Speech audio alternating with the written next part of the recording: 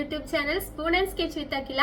അപ്പോൾ ഇന്ന് നമ്മൾ വന്നിട്ടുള്ളത് ഒരു കുക്കിംഗ് വീഡിയോ ആയിട്ടാണ്. നമ്മൾ ഉണ്ടാക്കാൻ പോകുന്നത് ലെമൺ റൈസ് ആണ് കേട്ടോ. ഈസി ആയിട്ട് വെറൈറ്റി ആയിട്ടുള്ള കളർഫുൾ ആയിട്ടുള്ള ലെമൺ റൈസ് എങ്ങനെ ഉണ്ടാക്കാമെന്നാണ് കണ്ടിട്ട് വരാം. ഓക്കെ, ഇതിലേക്ക് ആവശ്യമായിട്ടുള്ളത് കറിവേപ്പില, പൊട്ടുകടല, നിലക്കടല, ഒരു ക്യാരറ്റ് ചെറുതായി ഇങ്ങനെ അരിഞ്ഞെടുത്തത്, മല്ലിയില അരിഞ്ഞെടുത്തത്, ഒരു പച്ചമുളക് വട്ടത്തിൽ അരിഞ്ഞത്, 3 ഉണക്കമുളക്, പിന്നെ നമുക്ക് വേണ്ടത് ഒരു ഫുൾ നാരങ്ങ നീര് എടുത്തതാണിത്. കൂടാതെ ആവശ്യത്തിന് മഞ്ഞൾപ്പൊടി, കടുക്.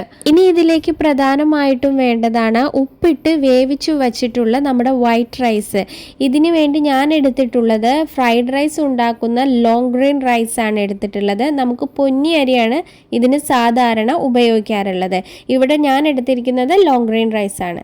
ഇനി നമ്മളൊരു പാൻ എടുത്ത് വെച്ച് സ്റ്റൗ ഓൺ ചെയ്ത് അതിലേക്ക് ആവശ്യത്തിന് എണ്ണ ഒഴിച്ചു കൊടുത്ത് അതിലേക്ക് കടുക് ചേർത്ത് കൊടുക്കുക. കടുക് പൊട്ടിയതിനു ശേഷം അതിലേക്ക് നമ്മൾ പൊട്ടുകടല ചേർത്ത് കൊടുക്കുകയാണ്. പൊട്ടുകടലയ്ക്ക് ശേഷം നമ്മൾ ചേർത്ത് കൊടുക്കുന്നത് നിലക്കടലയാണ്. ഇത് ചേർത്തതിന് ശേഷം ഇതൊരു ലൈറ്റ് ബ്രൗൺ കളറായി വരുന്നത് വരെ ഒന്ന് നന്നായി ഇളക്കി കൊടുക്കുക. അതിനുശേഷം നമുക്കിതിലേക്ക് ഉണക്കമുളക് ചേർത്ത് വീണ്ടും ഇളക്കി കൊടുക്കുക. ശ്രദ്ധിക്കുക, ഈ സമയം നമ്മൾ ലോ ഫ്ലെയിമാക്കി വെച്ച് വേണം ഇളക്കേണ്ടത്, അല്ലെങ്കിൽ ഈ നിലക്കടല കരിഞ്ഞ് കറുത്ത കളറായി പോകും. ഈ ഒരു കളറായി കഴിയുമ്പോഴേക്കും നമുക്കിതിലേക്ക് അരിഞ്ഞു വെച്ചിട്ടുള്ള ക്യാരറ്റ് ചേർത്ത് കൊടുക്കാം.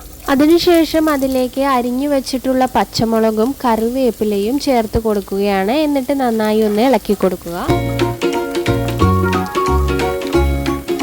അതിനുശേഷം നമ്മൾ ഇതിലേക്ക് 1 ടീസ്പൂൺ മഞ്ഞൾപ്പൊടി ചേർത്ത് കൊടുത്ത് വീണ്ടും ഇളക്കി കൊടുക്കുകയാണ്. ഇതെല്ലാം ചെയ്യുമ്പോൾ നമ്മൾ ലോ ഫ്ലെയിമിലായിരിക്കണം ചെയ്യുന്നത്. ഇതിനുശേഷം നമ്മൾ ഇതിലേക്ക് ഇനി നാരങ്ങ നീര് ചേർത്ത് കൊടുത്ത് വീണ്ടും ഇളക്കി കൊടുക്കുകയാണ് 1 മിനിറ്റ്.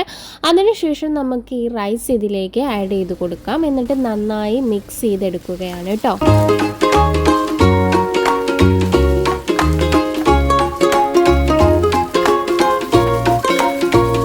ഇതിൻ്റെ ഇടയ്ക്ക് നമുക്ക് കുറച്ച് മല്ലിയില കൂടി അരിഞ്ഞത് ചേർത്ത് കൊടുക്കാവുന്നതാണ് കേട്ടോ. എന്നിട്ട് വീണ്ടും നമ്മൾ ഇളക്കി യോജിപ്പിക്കുകയാണ്.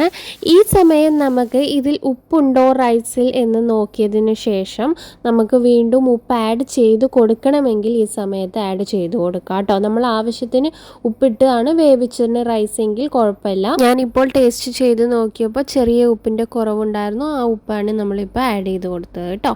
അപ്പോൾ നമ്മുടെ ലെമൺ റൈസ് ഇവിടെ റെഡി ആയിട്ടുണ്ട്. വളരെ ടേസ്റ്റി ആയിട്ടുള്ളൊരായിട്ടാണ്. ഇതിൻ്റെ കൂടെ നമുക്ക് കറികളുടെ ആവശ്യമൊന്നുമില്ല.